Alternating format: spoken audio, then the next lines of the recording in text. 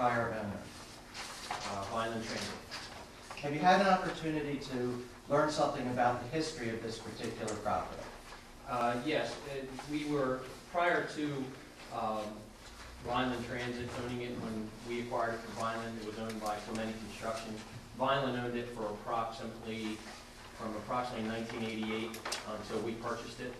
Prior to that, it was owned by Carney Construction for a number of years. I would probably a minimum of 30 to 35 years that it was active as the concrete plant, as we know. And from the time that Clementi owned the property, how has it been used? It's been used for a concrete manufacturing process. Both by Clementi when they owned it, Yes, and for a period of time while Vineland Transit owned it. that's correct. And do you know how long it was actively used by Vineland Transit as a concrete plant? The research that we could find was that Vineland operated it until approximately 1993, 1994. It was used sporadically throughout, the period after that, but that was the definite time where it stopped being used as a full purpose. So essentially actively used for a concrete plant from 88 when they purchased it until approximately 1993 or 1994. That's correct. And then from 1993 or 94 until you purchased it, you being the current owner, sporadically for the production of concrete. From when we owned it? From Vineland Transit. That's correct. From Yes. 94 to the present. That's correct. And from the present until, from when you purchased it until today, it has not been actively used for a concrete plant, is that correct? No, it has not.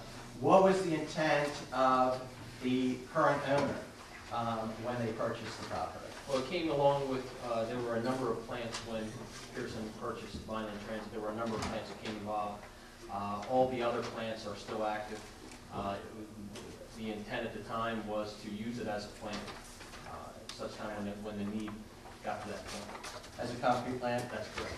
Now, are you aware, or have you been made aware of any act since the Clementi used it as a concrete plant through Vineland Transit to the present, any overt act on behalf of any of the prior owners signifying an intent no longer to use that property as a concrete plant? No.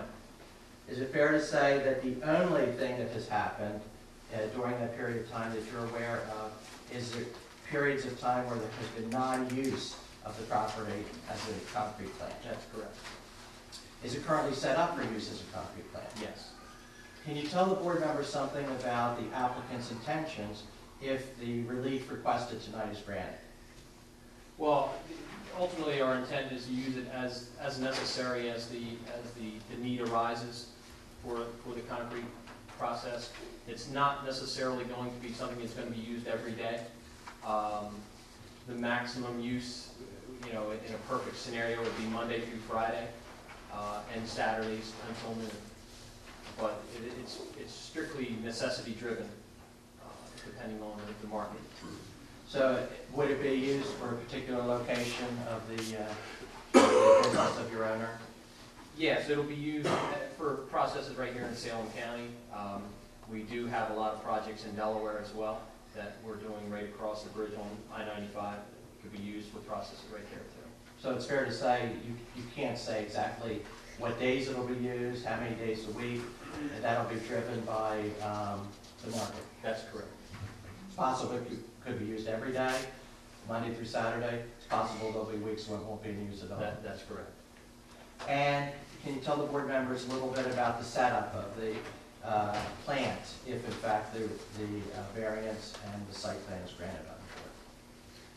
How would it be different, if at all, from the current setup? It really won't be any different than what we have right now. We have the traffic pattern may change slightly in that we have gotten DOT approval for another entrance a little closer to going towards the DuPont end of the property. There is another entrance that has been approved. That would be an ingress only. Egress only would be exactly where the present opening is that's already has a concrete apron. There will be washdown areas that will be provided for all the trucks when they're all done. Basically any products that's left over. Somebody orders 8 yards of concrete and we have 2 left. It gets basically put on the site, dry, allow it to dry, and it goes right back into the crushing pot. Is there currently an easement over the property to the township?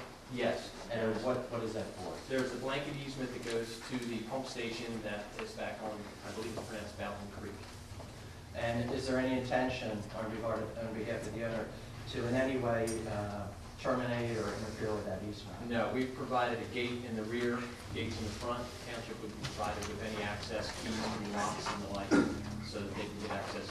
And if the township deems it necessary, we can certainly position the fence in a way that they would have to come through the gate. Do you feel that this site is particularly well suited for this type of use? Yes. And can you tell the board members on what you base? What are some of the factors that you base that on? Well, given the location on route, it's on a state highway. It has access to the rail yard directly behind it for any kind of future deliveries. That will eliminate anything coming down the highway. The plant, as everyone knows, it's been a plant for so long, it's perfectly suited for what we need. Have you had an opportunity to review the board planner's letter concerning this project? Yes. And that's a letter dated August 9, 2007? That's correct. I'm going to draw your attention to page 3 of 5 in that letter, in which the board planner feels that the applicant should address certain issues. Okay? And the ones that you don't do, we know we have someone else who can pick those up, but let's go through them initially. This is under small d on page 3 of 5. The board planner says the applicant should address the board on the following issues. 1, detailed description of the proposed industrial process as well as its resulting products and byproducts. Go ahead. No, I was going to say I was going to defer that. Okay. And describe condition of existing equipment, modernization necessary, height capacity, etc. Okay, I defer that to Brian. 3, safety issues and precautionary measures of the plant, including fire safety, operational safety, and health of workers. The plant, before any chance that it'll be open for operation, it will be OSHA.